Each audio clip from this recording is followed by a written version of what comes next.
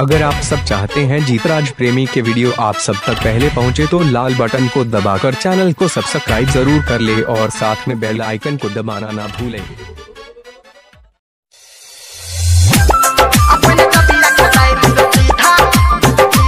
माँ Gayatri recording studio.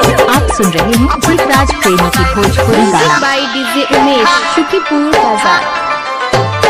जे हमारा माल के टुकड़ा रहते एकरा दिशा देखबा रहते हमारा माल के टुकड़ा रहते एकरा दिशा पकड़ा रे हम थाना फौदारी के करो ने घसीट बौरे हर मुठा कोदाइर से सीधा सार कट बौरे अपन जबिया कोदाइर से सीधा सार कट बौरे।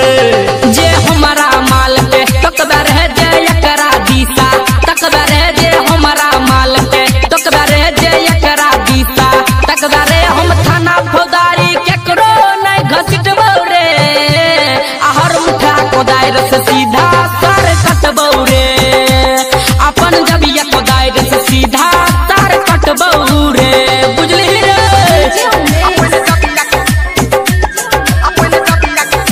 शुकीपुर बाजार। हाँ करे चिया प्यार हम हमर चिया धन रे आ करबै बियाह हम हमर छै मन रे हाँ हाँ करे छियै प्यार हम हमर छियै धन रे आ करबै बियाह हम हमर छै मन रे। हम ज्यादा नहीं समझेबो रे गलती कर तब दे खेबो रे हम ज्यादा नहीं समझेबो रे गलती कर तब दे खेबो रे हम पीछा ने केकरो डर से तू न हटबौ रे हर मुठा कोदाइर से सीधा साल कटबौ रे अपन जबिया कोदाइर से सीधा साल कटबौ रे। अभी आप सुन रहे हैं सावरिया म्यूजिक बाजार। हाँ हाँ करू बेला राई तू चल फरियाले आज तू हमारा से भरम हटाले